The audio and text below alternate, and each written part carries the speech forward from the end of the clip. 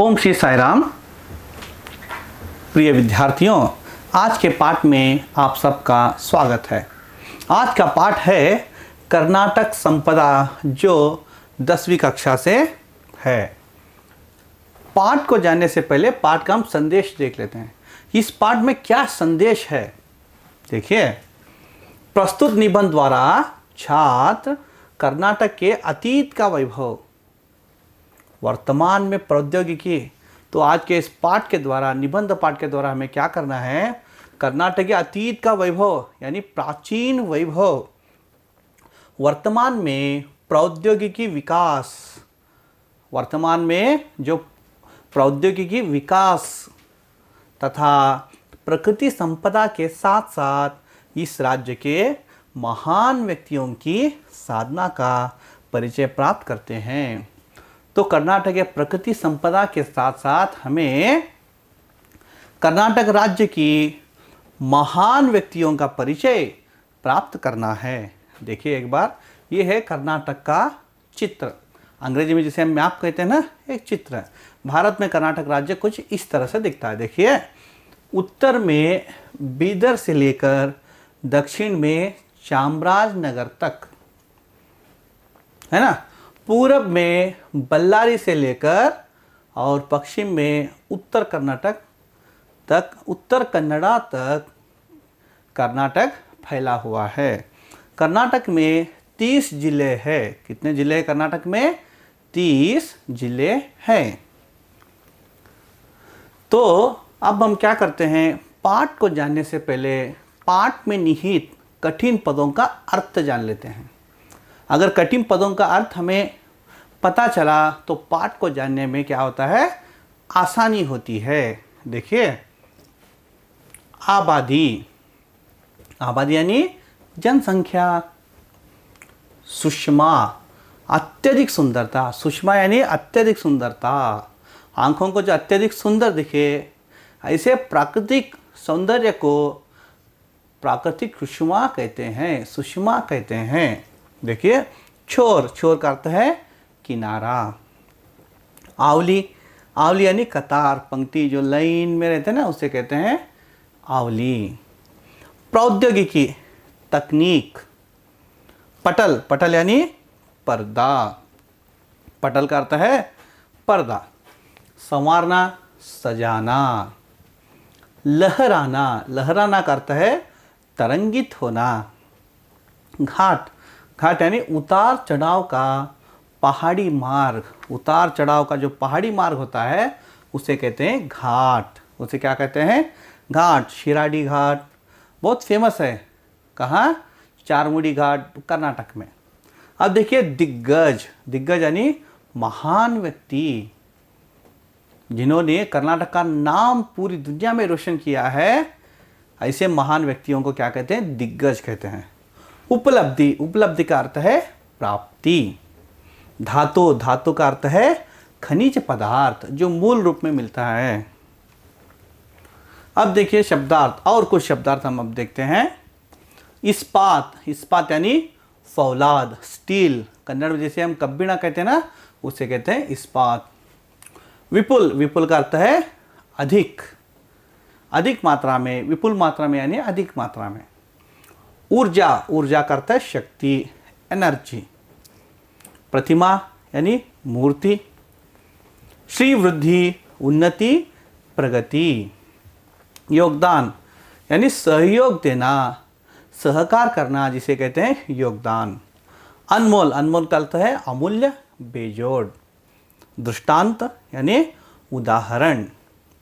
सिंचना, सिंचना करता है भिगोना, पानी देना, है ना, जिसे कहते हैं सिंचना। अद्वितीय यानी जिसके समान दूसरा न हो, जिसके समान दूसरा न हो उसे कहते हैं अद्वितीय। वास्तुकला, इमारत, मकान आदि बनाने की कला, जिसे कहते हैं वास्तुकला। देखिए, पाठ का सारांश कुछ इस तरह से है। देखिए, कर्नाटक भारत का प्रगतिशील राज्य है। कर्नाटक क्या है? भारत का एक प्रगतिशील राज्य है, यानी प्रगति की ओर बढ़ रहा है, जो प्रगति की ओर बढ़ता है उसे प्रगतिशील कहते हैं। उसे क्या कहते हैं? प्रगतिशील कहते हैं।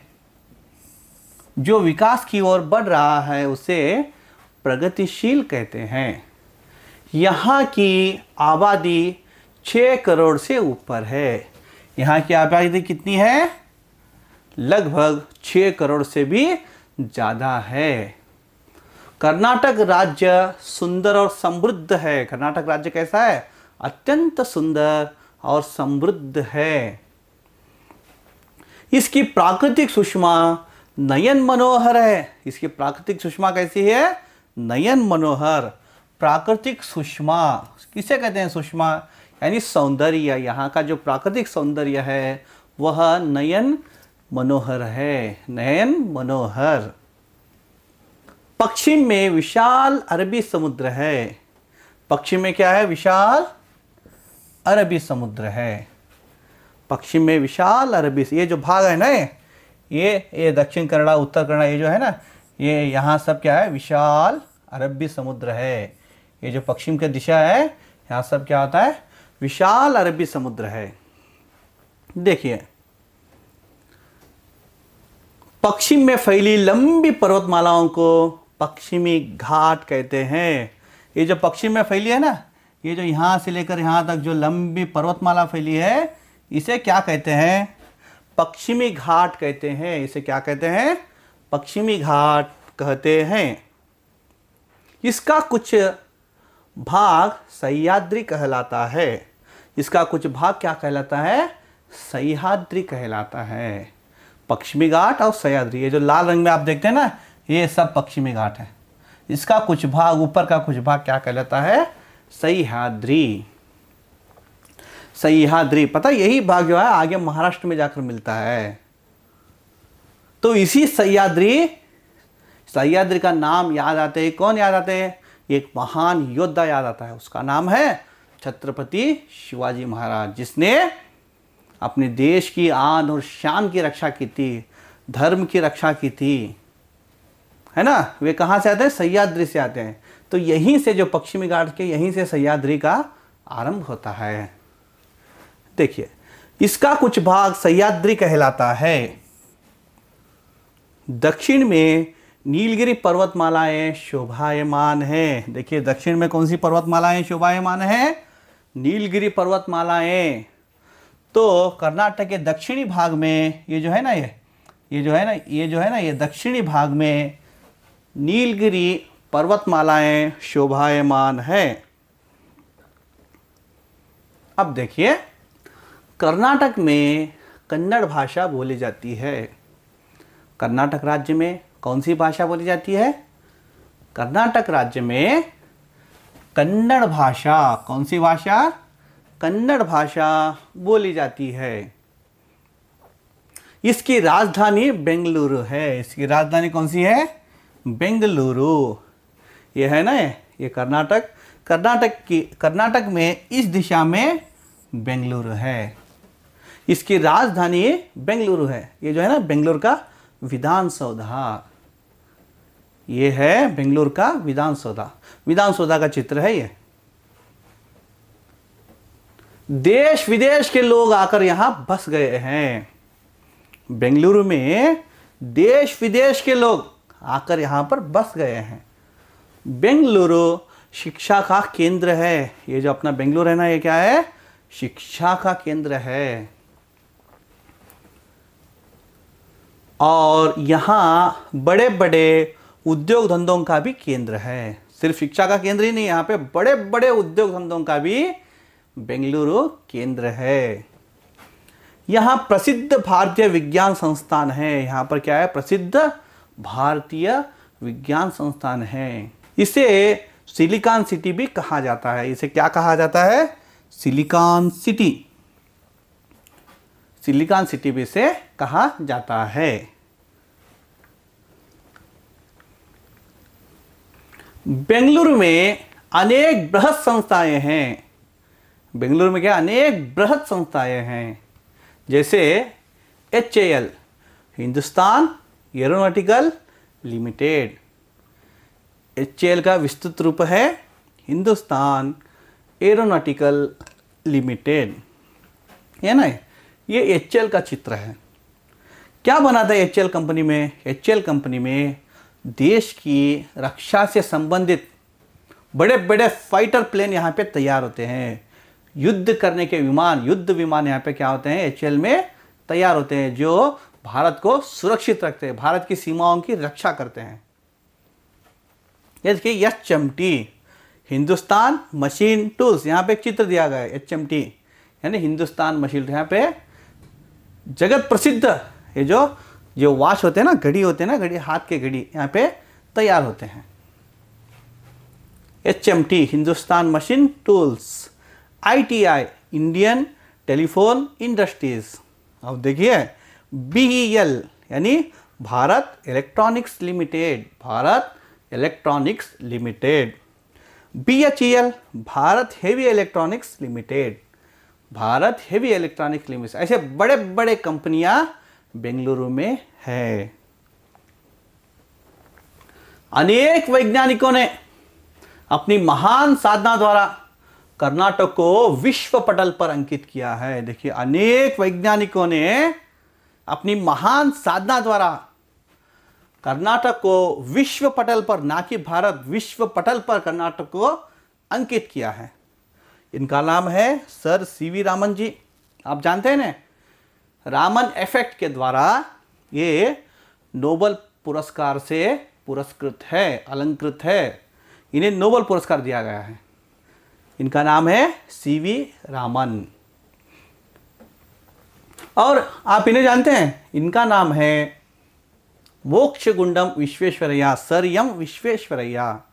हाँ, इन्होंने इतनी सेवा की है, सामाजिक सेवा इतनी की है, प्रौद्योगिकी में इतना अपना योगदान दिया है कि सिर्फ केवल कर्नाटक में या भारत में नहीं, पूरे विश्व में इनका नाम प्रसिद्ध है। इनका नाम है सर एम विश्वेश्वरैया, जिन्हें भारत रत्न पुरस्कार मिला है। और ये जो CV रामन है ना, इन्हें नोबेल पुरस्कार के साथ साथ सर्वोच्च पुरस्कार भारत रत्न पुरस्कार भी इन्हें मिला है।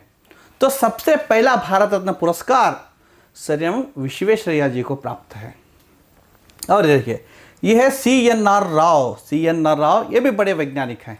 2013 में इन्हें वैज्ञानिक क्षेत्र में अपार सेवा के लिए इन्हें भारत रत्न से अलंकृत किया गया है।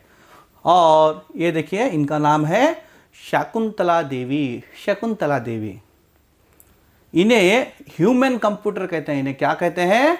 ह्यूमन कंप्यूटर, चलती फिरती कंप्यूटर कहते हैं। इन सब की वजह से, न जाने अनेक कितने लोग हैं, इन सब की वजह से आज कर्नाटक को विश्व पटल पर अंकित किया है इन्होंने। देखिए प्रौद्योगिकी के क्षेत्र में भी नारायण मूर्ति और सामाजिक क्षेत्र में सुधा मूर्ति जैसे लोगों ने कर्नाटक को गौरव दिलाया है। प्रौद्योगिकी क्षेत्र में, उद्योग के क्षेत्र में, प्रौद्योगिकी क्षेत्र में श्री नारायण मूर्ति जी, और सामाजिक क्षेत्र में श्री सुधा मूर्ति जी जैसे लोगों ने कर्नाटक को एक गौरव दिलाया है, कर्नाटक का नाम ऊंचा किया है। ये जो महाशय है ना, 1 लाख से ज़्यादा लोगों को अपने कंपनी में उद्योग देते हैं। इन्फोसिस इनके कंपनी का नाम है, इन्फोसिस।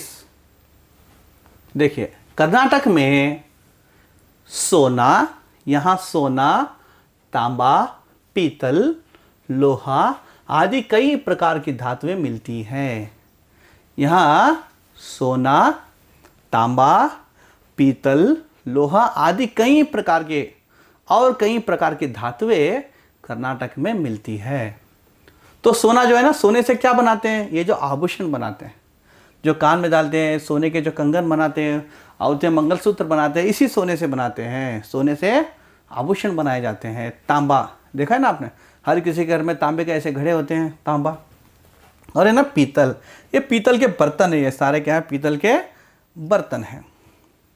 लोहा जो स्टील बनाते हैं, स्टील बनाते हैं ना, हर एक सामान बनता है लोहे से। तो लोहा ये सब यहाँ पे मूल रूप में धातु रूप में यहाँ पर मिलते हैं। कहाँ मिलते हैं? अपने कर्नाटक में मिलते हैं। कर्नाटक में चीनी, सीमेंट, रेशम और कागज उत्पादन के अनेक कारखाने हैं। तो कर्नाटक में क्या है? चीनी, सीमेंट, रेशम और कागज उत्पादन के अनेक कारखाने हैं। भद्रावती में कागज, लोहे और इस्पात के बड़े कारखाने हैं। देख रहे, भद्रावती में कागज, लोहे और इस्पात। ये भद्रावती कहाँ आता है? भद्रावती शिवमोगा, कर्नाटक के शिवमोगा जिले में भद्रावती आता है। तो इस भद्रावती में कागज, लोहे और इस्पात के बड़े बड़े कारखाने हैं। इनके कुछ चित्र मैं आपको यहाँ पे बता रहा हूँ। देखिए ये है ना, ये चीनी का कारखाना है। ये जो लारी आप देख रहे हैं, बड़े बड़े ट्रक देख रहे हैं, ट्रक में भर भर के गन्ना अंदर ले जाया जाता है। ईख को अंदर ले जाते हैं और ये ईख के रस से क्या बनता है? चीनी बनता है। चीनी किसे कहते हैं? जिसे हम शुगर कहते हैं ना अंग्रेजी में, शुगर, कन्नड़ में कहते हैं सक्करे। तो सक्करे कारखाने, इधर सक्करे कारखाने है। क्या है? चीनी का कारखाना। और ये देखिए सीमेंट का कारखाना है। आप देख रहे हैं यहाँ पे एक बड़ी लॉरी है, लॉरी में सीमेंट के थैले यानी भर रहे हैं। सीमेंट के थैले क्या कर लॉरी में भर रहे हैं, लोड कर रहे हैं। और ये देखिए रेशम का, ये रेशम के जो तागे होते हैं ना, तागे से क्या करते हैं? हाँ, रेशम के कपड़े तैयार करते हैं। और यह है पेपर के कारखाने, बड़े बड़े पेपर के, जो पेपर का किस काम के लिए आते हैं? ये वही बनते हैं, किताबें बनते हैं। हाँ, हर दिन हम डेली न्यूज़पेपर पढ़ाई करते हैं ना, समाचार पत्र पढ़ते हैं। ये समाचार पत्र के लिए भी पेपर चाहिए, है ना। ये सब पेपर के कारखाने भी यहाँ पे कर्नाटक में हैं। अब देखिए, कर्नाटक में चंदन के पेड़ विपुल मात्रा में हैं। विपुल तभी हमने शब्दार्थ में देखा था। किसे कहते हैं विपुल? विपुल मात्रा में यानी बहुत सारे। कर्नाटक में चंदन के पेड़ विपुल मात्रा में हैं, इसलिए कर्नाटक को चंदन का आगार कहते हैं। कर्नाटक को क्या कहते हैं? चंदन का आगार। चंदन का आगार। कर्नाटक को क्या कहते हैं? चंदन का आगार कहते हैं। आगार का अर्थ होता है घर। जहाँ चंदन के पेड़ बहुत सारे मिलते हैं उसे चंदन का घर कहते हैं। चंदन का आगार।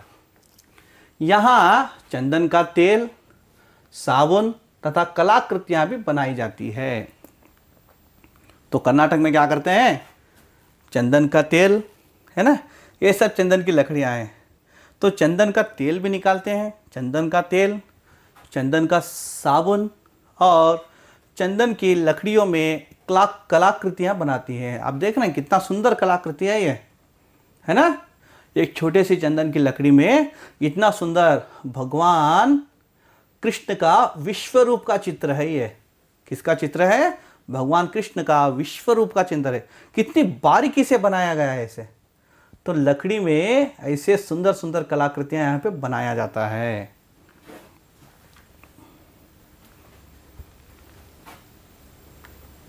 अब देखिए, बेलूर, हळेबीडु, सोमनाथपुरा के मंदिर में पत्थर की जो मूर्तियां हैं वे सजीव लगती हैं।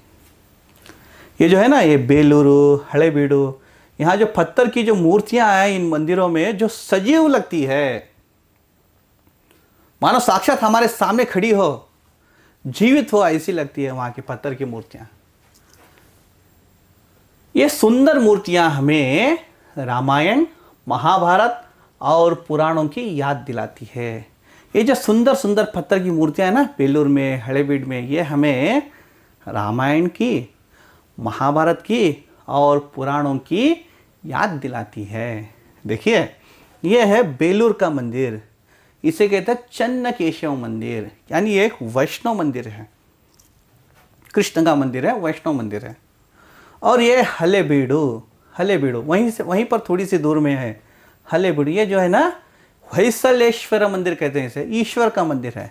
ये वैष्णव मंदिर है और ये शैव मंदिर है। ये विष्णु जी का मंदिर है तो ये शिव जी का मंदिर है। बहुत ही सुंदर है। यहाँ के लोग क्या कहते हैं बेलूर को? बेलूर को कहते हैं शिल्पकलया तवरु, यानी जहाँ ये जो शिल्पकला जहाँ जन्म लिया है उसे कहते हैं तवरु। तो ये क्या है, जहाँ शिल्पकला ने जन्म लिया उतना सूक्ष्म शिल्पकला आपको देखने को मिलेगा। और हळेबीड को कहते हैं शिल्पकला त्वट्टिलु। यहाँ पे शिल्पकला ने जन्म लिया है, यहाँ पे उसका नामकरण हुआ है। जहाँ पे शिल्पकला का नामकरण होता है, शिल्पकला को जहाँ पे झूले में डालते हैं, तो उस संस्कार को कहते हैं त्वट्टिलु। नामकरण संस्कार को त्वट्टिलु कहते हैं। ये जो है ना, ये हळेबीडु शिल्पकला त्वट्टिलु। अगर आप जीवन में इन 2 मंदिरों को देख ले, और कोई मंदिर देखने की आवश्यकता नहीं है शिल्पकला के क्षेत्र में, उतने सुंदर है। ये अतीत का वैभव है, कर्नाटक का वैभव है, कर्नाटक के गौरव का प्रतीक है। अपने राज्य कर्नाटक के लिए ये 2 मंदिर गौरव का प्रतीक है। ये 2 मंदिर हमें बताते हैं कि हमारे जो पूर्वज है कितने ज्ञानी है, हमारे पूर्वज कितने समझदार है। आज कोई सोच भी नहीं सकता, जो हम सोच नहीं सकते, ऐसे कलाकृतियों को पत्थरों में उन्होंने बना के रखा है इन मंदिरों में।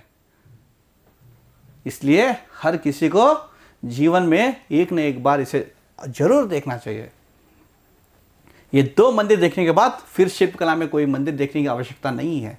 ये दोनों मंदिर जो है ना, कर्नाटक के गौरव का प्रतीक है, अपने अतीत का वैभव का प्रतीक है। श्रवणबेलगोला में 57 फुट ऊंची गोमटेश्वर की एक शिला प्रतिमा है। श्रवणबेलगोला में क्या है, 57 जो नियर मैसूर के नजदीक है श्रवणबेलगोला। श्रवणबेलगोला में 57 फुट ऊंची गोमटेश्वर की एक शिला प्रतिमा है। 57 फुट ऊंची, ध्यान दे सकते हैं आप, 57 फुट ऊंची गोमटेश्वर की एक शिला प्रतिमा है। सिर्फ एक ही पत्थर में पहाड़ को काटकर, इधर आसपास के पहाड़ को काटकर क्या किया गया है, इस एक शिला प्रतिमा का निर्माण किया गया है। आसपास के पहाड़ को काटकर पहाड़ के बीच में से इस प्रतिमा को निर्माण किया गया है। कैसे अद्भुत कलाकार थे हमारे पूर्वज, आप इससे अंदाजा लगा सकते हैं। हर किसी को देखना है, कर्नाटक के वैभव को देखना है, उसे जानना है। जब आप स्वयं देखेंगे तभी आपको पता चलेगा अपने पूर्वज कितने महान थे, कैसे महान महान कार्य करके चले गए। और ये जो 57 फुट ऊंची गोमटेश्वर की एक शिला प्रतिमा है, जो दुनिया को त्याग और शांति का संदेश दे रही है। ये जो मूर्ति है 57 फीट, यह मूर्ति दुनिया को त्याग और शांति का, प्रेम का संदेश दे रही है। विजयपुर के गोल गुंबज की विस्पायरिंग गैलरी वास्तुकला का अद्वितीय दृष्टांत है। यह है उसकी विशेषता, पूरी दुनिया में और कहीं देखने को ऐसी विशेषता नहीं मिलती है। अगर एक बार हम कुछ आवाज़ करते हैं ना, वह आवाज़ 7 बार प्रतिध्वनित होती है। जैसे हम राम बोलते हैं ना, राम राम राम राम राम राम राम राम 7 बार प्रतिध्वनित होती है। एक अद्वितीय वास्तुकला का उदाहरण है विजयपुर का गोल गुंबज। हर किसी को जाना है, उस अद्भुत को एक न एक बार देखना है। मैसूर का राजमहल कर्नाटक के वैभव का प्रतीक है। ये जो मैसूर का राजमहल है ना, पूरी दुनिया में एक नवीन, अत्यंत आधुनिक और नवीन राजमहल है मैसूर का राजमहल। आज़ादी से केवल, भारत की स्वतंत्रता से केवल 15 साल पहले इसका निर्माण हुआ है। मैसूर का राजमहल, इसे कहते हैं अंबा विलास। इसका नाम है अंबा विलास। अंबा विलास मैसूर की जो कुल देवता है माता चामुंडेश्वरी देवी। तो माता चामुंडेश्वरी देवी को अंबा कहते हैं। जहाँ चामुंडेश्वरी देवी का वास होता है, जहाँ चामुंडेश्वरी देवी वास करती है, उसे कहते हैं अंबा विलास। अंबा विलास राजमहल, मैसूर का राजमहल। हर किसी को एक ना एक बार इसे देखना है। तो राजा महाराजाओं का एक वैभव का जीवन हम यहाँ पे देख सकते हैं। और ये देखिए सेंट फिलोमिना चर्च, जिसे अंग्रेजों ने बनाया है, ये भी मैसूर नगर में है। जगन मोहन राजमहल का वस्तु संग्रहालय, जगन मोहन राजमहल का वस्तु संग्रहालय अत्यंत आकर्षण का केंद्र है। वो क्या है? अत्यंत आकर्षण का केंद्र है।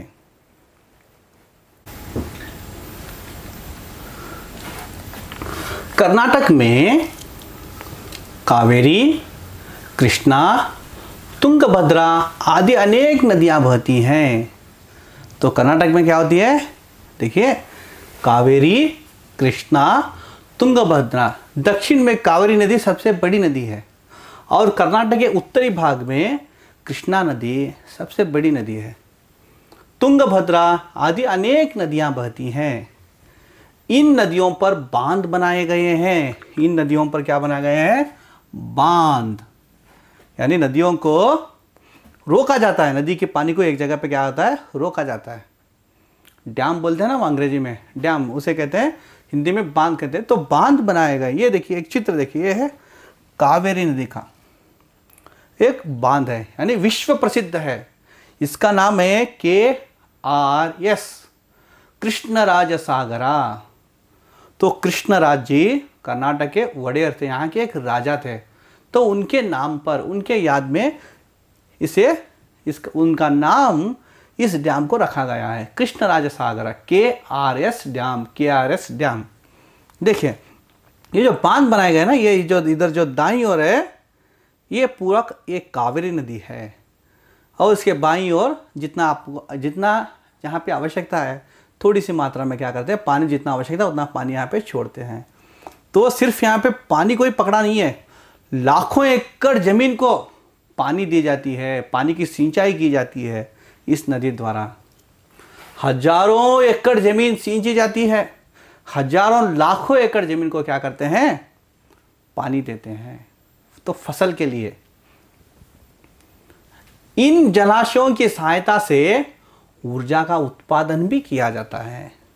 तो इन जलाशयों की सहायता से क्या करते हैं? ऊर्जा, जल शक्ति, यानी ये विद्युत शक्ति होता है ना, पन बिजली कहते हैं। पानी से बनाए जाने वाली बिजली को पन बिजली कहते हैं। तो पन बिजली का उत्पादन भी यहाँ पर होता है, जल विद्युत शक्ति का उत्पादन यहाँ पर होता है। जोग, अब्बी, गोकाक, शिवन समुद्र जलप्रपात मनमोहक है। कर्नाटक में जोग, अब्बी, गोकाक, शिवन समुद्र जैसे जलप्रपात, यानी फॉल्स कहते हैं ना, जोग फॉल्स, फॉल्स कहते हैं, ऊपर से जो हजारों फुट नीचे पानी गिरती है उसे फॉल्स कहते हैं। फॉल्स कन्नड़ में हम क्या कहते हैं? जलपात। ये जो जलपात है ये क्या है? मनमोहक है, मन को मोह लेती है। ये है ना, ये जोग का है, जो शिवमोगा जिला में आता है। जोग के स्थान पर ये जलप्रपात है। शरावती नदी की पानी ऊपर से हजारों फीट नीचे गहराई में पानी गिरती है। देखने में बड़ी सुंदर है, ये दृश्य मनमोहक है। जोग फॉल्स का दृश्य ही है, जोग का जलप्रपात। अब देखिए, कर्नाटक राज्य की शिल्पकला अनोखी है।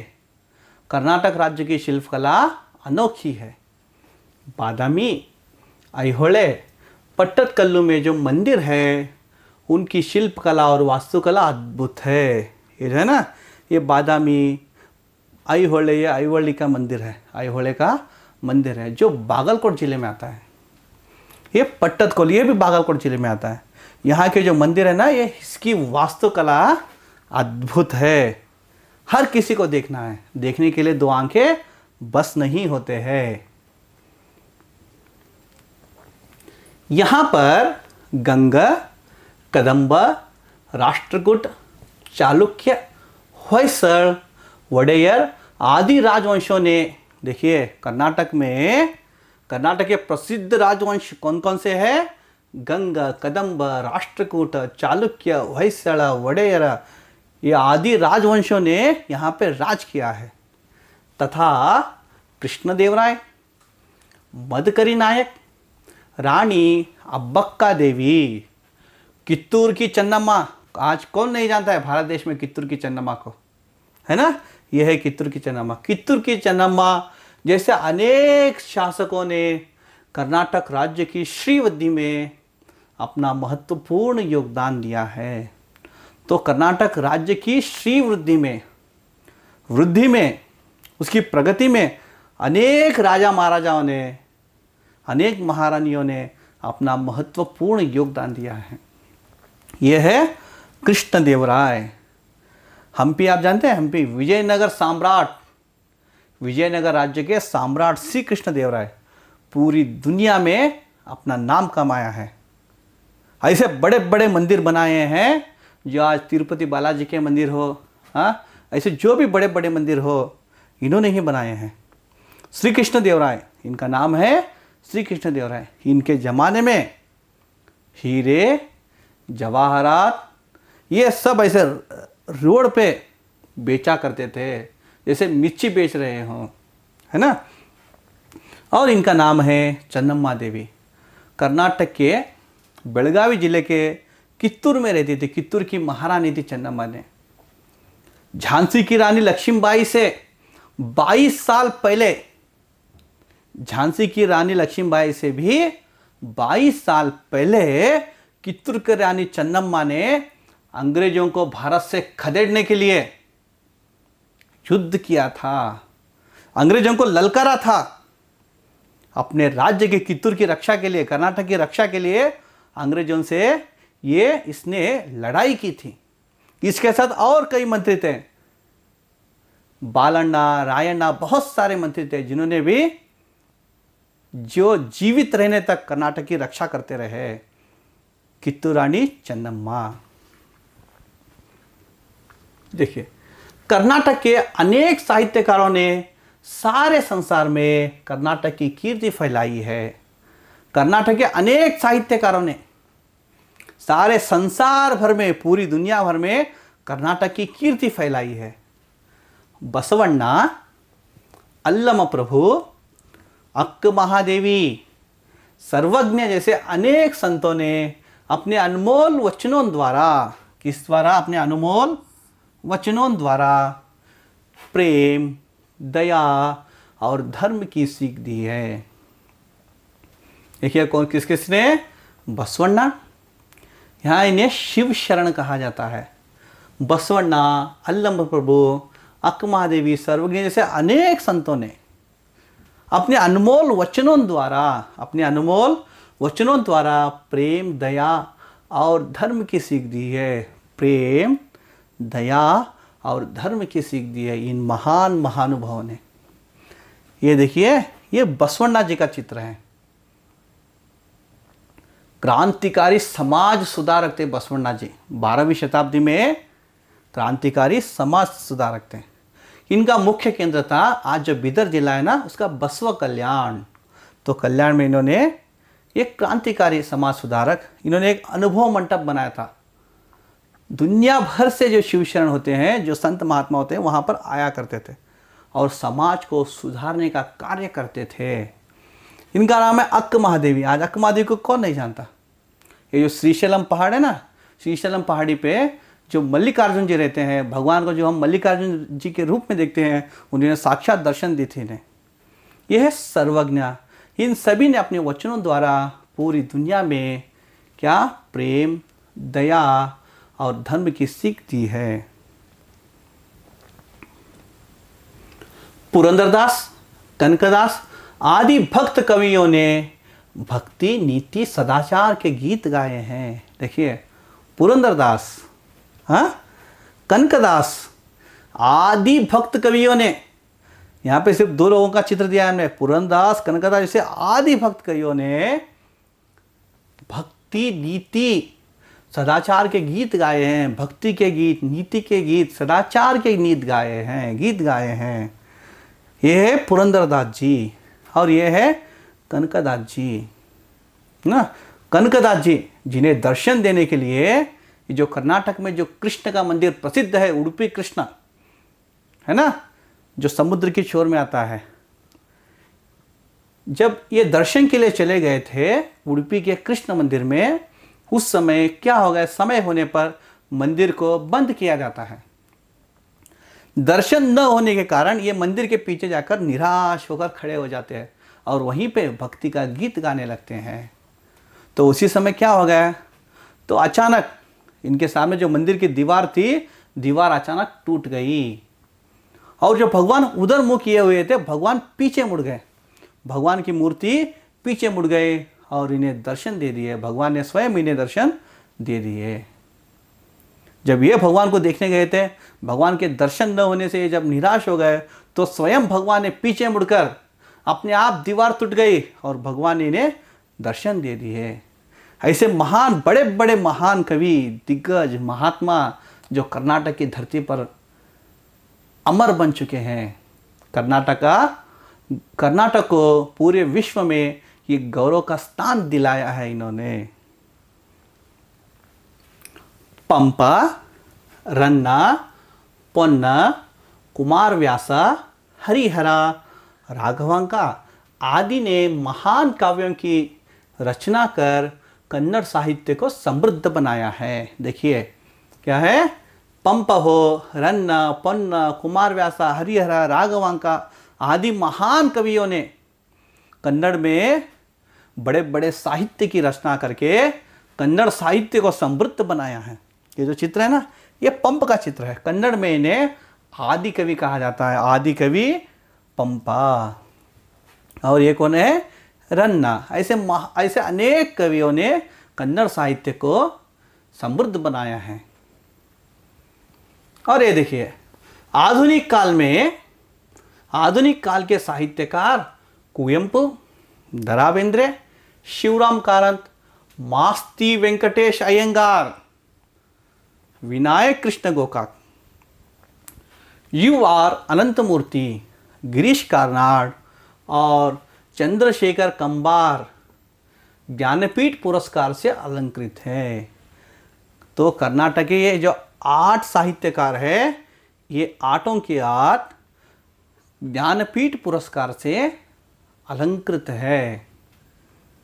देखिए इनका नाम है, ये आप चित्र देख रहे हैं, कुवेंपु जी। ये जो कुवेंपु जी है, इनका नाम है दरा बेंद्रे, इनका नाम है शिवराम कारंत, इनका नाम है मास्ती वेंकटेश अयंगार, विनायक कृष्ण गोकाक जी, और यह है अनंतमूर्ति जी, यू आर अनंतमूर्ति जी, और यह है गिरीश कार्नाड जी, और यह है चंद्रशेखर कंबार जी। पाठ का आशय क्या है, आज के पाठ का आशय देखिए, जननी जन्मभूमिश्च स्वर्गादपि गरीयसी, जननी जन्मभूमिश्च स्वर्गादपि गरीयसे। प्रत्येक व्यक्ति का अपनी जन्मभूमि और जन्मभूमि से अनुराग और उस पर अभिमान करना सहज है। सबसे पहले हम जानते हैं इसका अर्थ क्या है। जननी जन्मभूमिश्च स्वर्गादपि गरीयसी, इसका अर्थ है माँ और मातृभूमि, अपनी जननी और जन्मभूमि ये दोनों स्वर्ग से भी श्रेष्ठ है। ताई मत्तु ताई नाडो स्वर्ग किंत मिगिलो, कन्नड़ में कहते हैं। अंग्रेजी में कहते हैं mother and Motherland is greater than haven. अपनी जननी और जन्मभूमि स्वर्ग से भी महान है, स्वर्ग से भी श्रेष्ठ है। प्रत्येक व्यक्ति का अपनी जन्मभूमि से अनुराग और उस पर अभिमान करना सहज है। इसलिए हर एक व्यक्ति का अपने जन्मभूमि, अपनी मातृभूमि से प्रेम करना, उसके प्रति अनुराग रखना, उस पर मातृभूमि पर अभिमान करना एक सहज है। कर्नाटक हमारी जन्मभूमि है। कर्नाटक क्या है, हमारी जन्मभूमि है। यहाँ की प्राकृतिक सुषमा नयन मनोहर है। ये जो प्राकृतिक सौंदर्य है ना, यह नयन मनोहर है, देखने वालों के आंखों को खींच लेती है, नयन मनोहर है। यहाँ का साहित्यिक वैभव, यहाँ को जो साहित्य है, साहित्यिक वैभव, ज्ञान विज्ञान क्षेत्र की प्रगति अपार है। ज्ञान विज्ञान क्षेत्र की प्रगति अपार है। देश विदेश के लोग यहाँ की तकनीकी के विकास की मुक्त कंठ से प्रशंसा करते हैं। तो देश विदेश के लोग यहाँ की तकनीकी यानी टेक्नोलॉजी की, ये जो कर्नाटक में जो टेक्नोलॉजी है ना, तकनीकी कहते हैं, उसे क्या कहते हैं, हिंदी में तकनीकी कहते हैं। तकनीकी की विकास की मुक्त कंठ से प्रशंसा कर देते हैं। तो पाठ का सारांश यहाँ पर समाप्त होता है। अब हम पाठ का गृह कार्य देखते हैं। देखिए, इस पाठ पर हम गृह कार्य के लिए आपको कुछ प्रश्न देते हैं, उनके उत्तर आपको लिखने हैं। पहला प्रश्न है, पश्चिमी घाट किसे कहते हैं? पश्चिमी घाट किसे कहते हैं? दूसरा प्रश्न है, कर्नाटक में कौन कौन से जलप्रपात हैं? कर्नाटक में कौन कौन से जलप्रपात हैं? श्रवणबेलगोला की गोमटेश्वर मूर्ति की ऊंचाई कितनी है? जो श्रवणबेलगोला में जो गोमटेश्वर की मूर्ति है ना, उसकी ऊंचाई कितनी है? एक शिला प्रतिमा है, उसकी ऊंचाई कितनी है? चौथा प्रश्न है, किस नगर को सिलिकॉन सिटी कहा जाता है? किस नगर को सिलिकॉन सिटी कहा जाता है? पांचवा प्रश्न है, भद्रावती के 2 प्रमुख कारखानों के नाम लिखिए। भद्रावती में जो प्रमुख कारखाने हैं उनमें 2 कारखानों के नाम लिखना है। छठा प्रश्न है, सेंट फिलोमिना चर्च किस नगर में है? सेंट फिलोमिना चर्च किस नगर में है? अंबाविलास राजमहल किस नगर में है? सातवां प्रश्न है, विजयपुरा नगर का प्रमुख आकर्षक स्थान कौन सा है? विजयपुरा नगर का प्रमुख आकर्षक स्थान कौन सा है? अरबी समुद्र कर्नाटक की किस दिशा में है? अरबी समुद्र कर्नाटक की किस दिशा में है? कर्नाटक की दक्षिण दिशा में कौन सी पर्वतमालाएं शोभायमान हैं?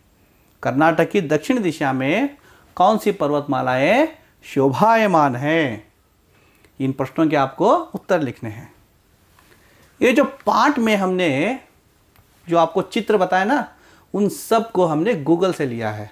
उसका लिंक यहाँ पर दिया गया है, आप इसे देख सकते हैं।